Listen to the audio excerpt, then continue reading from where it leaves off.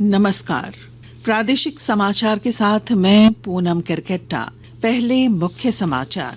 केंद्रीय वित्त एवं कॉरपोरेट मामलों की मंत्री निर्मला सीतारमण ने आज नई दिल्ली में 5वें बजट पूर्व परामर्श की अध्यक्षता की। इसरो आज श्रीहरिकोटा से कक्षा में अंतरिक्ष यानों को जोड़ने और अलग करने की प्रक्रिया दर्शाने के लिए उपग्रह प्रक्षेपित करेगा।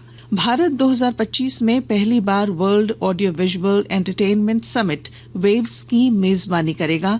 राजधानी रांची में नए साल के जश्न को लेकर जिला प्रशासन की तैयारी पूरी, नियम तोड़ने वालों पर होगी कार्रवाई। और इंडियन सुपर लीग फुटबॉल में जमशेदपुर फुटबॉल क्लब ने केरल ब्लास्टर्स फुटबॉल क्लब को किया पराजित। आज मुंबई सिटी एफसी का मुकाबला नॉर्थ ईस्ट यूनाइटेड एफसी से होगा। और अब समाचार विस्तार से। केंद्रीय वित्त एवं कॉरपोरेट मामलों की मंत्री श्रीमती निर्मला सीतारमण ने आज नई दिल्ली में आगामी केंद्रीय बजट 2025-26 के संबंध में उद्योग प्रतिनिधियों के साथ 5वें बजट पूर्व परामर्श की अध्यक्षता की। इस बैठक में वित्त सचिव, आर्थिक मामलों के विभाग के सचिव और भारत सरकार के मुख्य आर्थिक सलाहकार भी शामिल हुए। भारतीय अंतरिक्ष अनुसंधान संगठन इसरो आज रात 9:58 पर श्रीहरिकोटा से 2 उपग्रहों का प्रक्षेपण करेगा।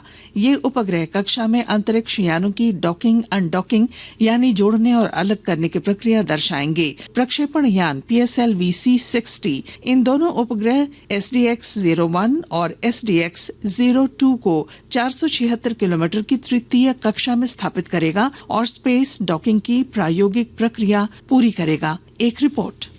आज एक इतिहास रचने वाला है इसरो। स्पेस डेक्स मिशन द्वारा इसरो वैश्विक स्तर पर एक बड़ा कदम बढ़ाने वाला है। अगर भारत चांद पर अपना उपग्रह उतार कर वहां से कंकड़ मिट्टी अपने साथ लेकर वापस आने की क्षमता पाना चाहता है या अंतरिक्ष में अपना भारतीय अंतरिक्ष केंद्र बनाना चाहता है तो आज का प्रयोग अहम कार्य होगा। आज के स्पेस डेक्स मिशन द्वारा इसरो नए आधुनिक उपग्रह उड्डयन क्षमता का परिचय देगा। स्पेस डॉकिंग टेक्नोलॉजी पाने वाला चौथा देश भारत बन जाएगा।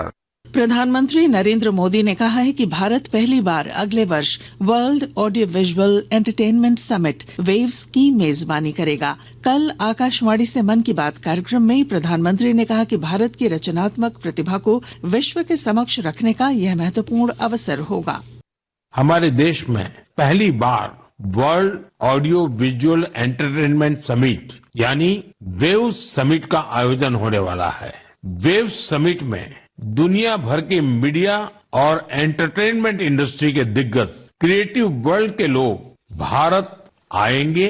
यह समिट भारत को ग्लोबल कंटेंट क्रिएशन का हब बनाने की दिशा में एक महत्वपूर्ण कदम है। जब हम $5 ट्रिलियन इकोनॉमी की ओर बढ़ रहे हैं तब हमारी क्रिएटर इकोनॉमी एक नई एनर्जी ला रही है।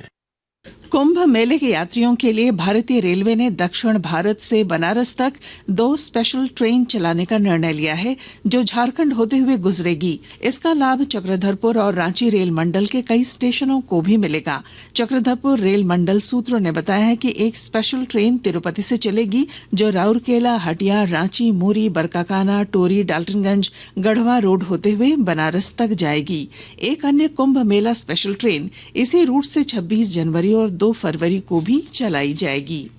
सरायकेला खरसावां जिले में आदिम जनजाति समुदायों के विकास के लिए भारत सरकार की कई महत्वपूर्ण योजनाएं काम कर रही हैं। विस्तृत ब्यौरा दे रहे हैं हमारे संवाददाता। सरायकेला खरसावां जिले में आदिम जनजाति समुदायों के विकास के लिए भारत सरकार की कई महत्वपूर्ण योजनाएं काम कर रही है। इनमें प्रधानमंत्री जन मन योजना भी शामिल है जो आदिम जनजातियों के विकास के लिए काफी लाभकारी साबित हो रही है। जिले के सुदूरवर्ती क्षेत्र कुचाई, निमडी और चांडिल में रहने वाले आदिम जनजातियों के विकास के लिए जिला प्रशासन काफी संवेदनशील है। उपायुक्त रविशंकर शुक्ला ने प्रखंड विकास पदाधिकारियों के साथ बैठक कर आदिम जनजातियों के विकास के लिए चलाई जा रही योजनाओं में गति प्रदान करने का निर्देश दिया है। गोलक बिहारी, आकाशवाणी समाचार, सरायकेला खरसावां। आकाशवाणी के ताजा तरीन समाचारों के लिए आप हमारी वेबसाइट news.air.gov.in पर लॉग ऑन कर सकते हैं। ताजा समाचार X handle @AIR news alerts और Facebook page All India Radio news पर भी उपलब्ध है। आप प्रादेशिक समाचार एकांश के X handle @AIR news _Ranchi और फेसबुक इंस्टाग्राम पेज तथा YouTube channel AIR news Ranchi पर भी हमारे बुलेटिन सुन सकते हैं। प्रादेशिक समाचार आप आकाशवाणी रांची से सुन रहे हैं। राजधानी रांची में नए साल का जश्न मनाने में कोई खलल न पड़े और आम लोगों को सार्वजनिक स्थलों पर किसी प्रकार की परेशानी न हो, इसे लेकर रांची जिला प्रशासन तैयारी कर रहा है। सिटी एसपी राजकुमार मेहता ने कहा है कि यदि नियमों का पालन नहीं किया गया तो रांची पुलिस उचित कार्रवाई करेगी। नए साल में यदि शराब पी करके आप गाड़ी चलाते हैं तो आप निश्चित तौर पे आप जाने कि रांची पुलिस आपके विरुद्ध में कार्रवाई करेगी। और यदि रात्रि के समय जो हाईकोर्ट का डायरेक्शन है, अब 10 बजे के बाद में लाउड स्पीकर बजाना जो है वो निषेध है। सभी थाना प्रभारियों को चौक चौराहों में उनका एंटी जो है क्राइम चेकिंग और साथ साथ में जो नशा करके जो गाड़ियां चलाते हैं उनके विरुद्ध में जो है कार्रवाई की जाएगी। मुंबई के नेवी चिल्ड्रंस स्कूल की 17 वर्षीय छात्रा काम्या कार्तिकेयन ने इतिहास रच दिया है। उन्होंने 7 महाद्वीपों में से प्रत्येक के सबसे ऊंचे शिखर पर चढ़ने वाली दुनिया की सबसे कम उम्र की महिला होने का गौरव हासिल किया है। एक रिपोर्ट। पर्वतारोहण कौशल की असाधारण उपलब्धि का प्रदर्शन करते हुए काम्या कार्तिकेयन ने अफ्रीका की माउंट किलिमंजारो, यूरोप की माउंट एल्ब्रस, ऑस्ट्रेलिया की माउंट कोसियुस्को, दक्षिण अमेरिका की माउंट एकोनकागुआ, उत्तरी अमेरिका की माउंट डेनाली, एशिया के माउंट एवरेस्ट और अंटार्कटिका पर विजय प्राप्त की है। युवा पर्वतारोही काम्या इस चुनौती पर विजय के लिए 24 दिसंबर को अपने पिता कमांडर एस कार्तिकेयन के साथ माउंट विंसेंट अंटार्कटिका के शिखर पर पहुंची। भारतीय नौसेना ने इस उपलब्धि के लिए काम्या कार्तिकेयन और उनके पिता को बधाई दी है। काम्या की विशिष्ट उपलब्धियों के लिए उन्हें न केवल वर्ष 2021 में प्रधानमंत्री राष्ट्रीय बाल शक्ति पुरस्कार प्रदान किया गया, बल्कि प्रधानमंत्री नरेंद्र मोदी ने रेडियो कार्यक्रम मन की बात में उनकी प्रशंसा भी की। कुछ संक्षिप्त खबरें। जमशेदपुर के गोलमुरी में वर्षों से बंद पड़ी केबल कंपनी में कल आग लग गई। स्थानीय लोगों ने प्रशासन को सूचना दी, जिसके बाद दमकल की गाड़ियां मौके पर पहुंची और 3 घंटे की कड़ी मशक्कत के बाद देर रात आग पर काबू पाया गया।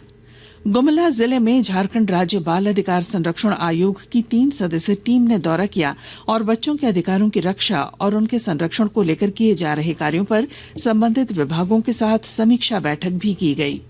देवघर के बाबा मंदिर में कल देर शाम तक करीब 80,000 भक्तों ने पूजा की। सुबह से लेकर शाम तक हो रही भीड़ को देखते हुए मंदिर प्रशासन को तय समय से 3 घंटे से भी अधिक समय जलार्पण की व्यवस्था जारी रखना पड़ा। सरायकेला खरसावां के मधुबन में झारखंड बॉक्सिंग एसोसिएशन की 6ठी वार्षिक आम सभा का आयोजन किया गया। इस अवसर पर झारखंड बॉक्सिंग एसोसिएशन के पर्यवेक्षक दीपक श्रीवास्तव की उपस्थिति में नए पदाधिकारियों की घोषणा की गई। Football. Indian super league football ISL 2024-25 में जमशेदपुर फुटबॉल क्लब ने JRD टाटा खेल परिसर में केरल ब्लास्टर्स फुटबॉल क्लब को 1-0 से हरा दिया। जमशेदपुर फुटबॉल क्लब के प्रतीक चौधरी ने दूसरे हाफ में गोल किया। आज मुंबई सिटी FC का मुकाबला मुंबई फुटबॉल एरिना में नॉर्थ ईस्ट यूनाइटेड FC से होगा। यह मैच शाम 7:30 बजे से खेला जाएगा। हॉकी इंडिया लीग में यूपी रुद्राज का मुकाबला आज राउरकेला के बिरसा मुंडा हॉकी स्टेडियम में वेदांता कलिंग लांसर्स से होगा। यह मैच रात 8:15 बजे से खेला जाएगा। सूरमा हॉकी क्लब ने कल रात रेगुलर टाइम में स्कोर 1-1 की बराबरी पर रहने के बाद पेनाल्टी शूट आउट में तमिलनाडु ड्रैगन्स को 4-1 से हरा दिया। इससे पहले कल शराची रार बंगाल टाइगर्स ने हैदराबाद तूफान्स को 3-2 से हरा दिया। और बुलेटिन के आखिर में मुख्य समाचार एक बार फिर। केंद्रीय वित्त एवं कॉरपोरेट मामलों की मंत्री निर्मला सीतारमण ने आज नई दिल्ली में 5वें बजट पूर्व परामर्श की अध्यक्षता की। इसरो आज श्री हरिकोटा से कक्षा में अंतरिक्ष यानों को जोड़ने और अलग करने की प्रक्रिया दर्शाने के लिए उपग्रह प्रक्षेपित करेगा। भारत 2025 में पहली बार world audio visual entertainment summit waves की मेजबानी करेगा। राजधानी रांची में नए साल के जश्न को लेकर जिला प्रशासन की तैयारी पूरी। नियम तोड़ने वालों पर होगी कार्रवाई। और इंडियन सुपर लीग फुटबॉल में जमशेदपुर फुटबॉल क्लब ने केरल ब्लास्टर्स फुटबॉल क्लब को किया पराजित। आज मुंबई सिटी एफसी का मुकाबला नॉर्थ ईस्ट यूनाइटेड एफसी से। और इसके साथ ही आकाशवाणी रांची से प्रादेशिक समाचार का ये बुलेटिन समाप्त हुआ। अगला प्रादेशिक समाचार बुलेटिन दोपहर 2:55 पर प्रसारित किया जाएगा। नमस्कार।